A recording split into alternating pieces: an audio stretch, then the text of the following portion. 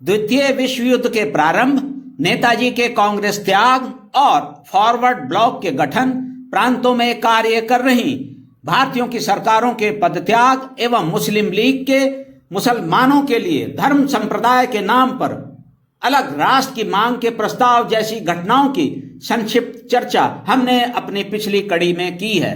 उस समय महात्मा गांधी और सरदार वल्लभ भाई पटेल सहित अन्य वरिष्ठ नेताओं के मध्य अंग्रेजों को इस शर्त पर कि यदि भारतीय जन द्वितीय विश्व युद्ध में ब्रिटेन की सहायता करें तो युद्ध के बाद अंग्रेज देश को स्वतंत्र कर देंगे, वैचारिक मतभेद हो गए थे।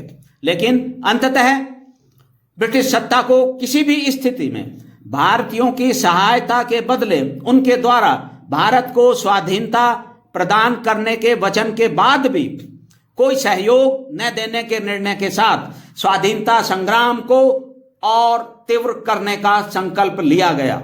देश ही नहीं, अंतर्राष्ट्रीय स्तर पर भी घटनाक्रम तीव्रता से परिवर्तित हो रहा था।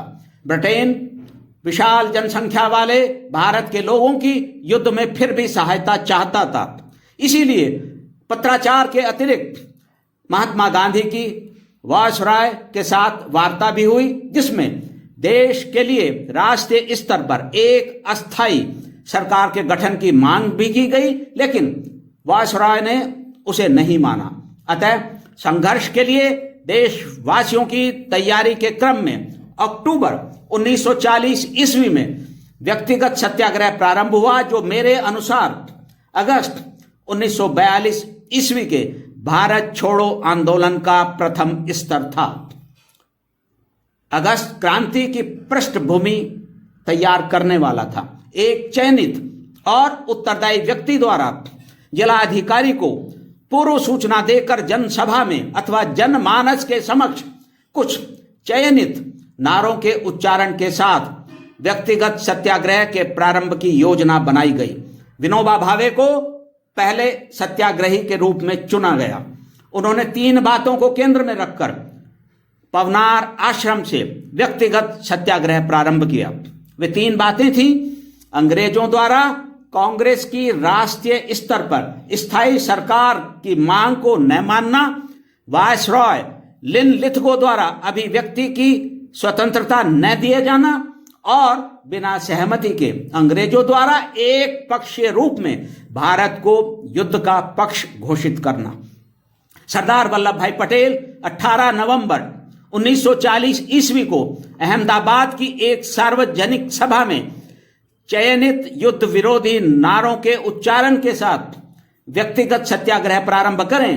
भयभीत साम्राज्यवादी सत्ता ने उससे एक ही दिन पूर्व अर्थात 17 नवंबर 1940 ईस्वी को उन्हें बंदी बना लिया। उपनिवेशवादी सरकार ने उन्हें पहले साबरमती जेल में और बाद में यरवदा कारागार में रखा। व्यक्तिगत सत्याग्रह के प्रारंभ और देश भर से हजारों जन की इसमें भागीदारी के साथ ही देश का वातावरण भी एक नए परिवेश में था। मुस्लिम लीग द्वारा अपने लाहौर अधिवेशन में मुसलमानों के लिए एक अलग देश की मांग के साथ ही हिंदुस्तान का वातावरण सांप्रदायिक रूप से निरंतर बिगड़ता जा रहा था। अहमदाबाद के साथ ही मुंबई, पटना आदि सहित अनेक नगरों में सांप्रदायिक दंगों में मुस्लिम लीग की भूमिका थी। सरदार पटेल सारे घटनाक्रम पर बारीकी से दृष्टि गड़ाए हुए थे।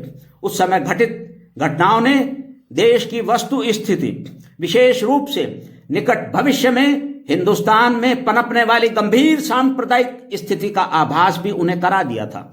हम इस कड़ी का अंत करें उससे पहले व्यक्तिगत सत्याग्रह के लिए देश भर में जनमानस को इसके लिए प्रेरित और तैयार करने के उद्देश्य से सरदार पटेल के आज तक भी प्रासंगिक जन संबोधनों के कुछ अंश प्रस्तुत करना श्रेयस्कर होगा। सरदार पटेल ने 20 जनवरी 1940 ईस्वी को रायपुर, वर्तमान छत्तीसगढ़ में यह कहा था: शीघ्र ही समय आएगा जब संसार के अन्य अति सभ्य और प्रभावशाली समझे जाने वाले लोगों की भांति हम भी सिर ऊंचा करके चल सकेंगे।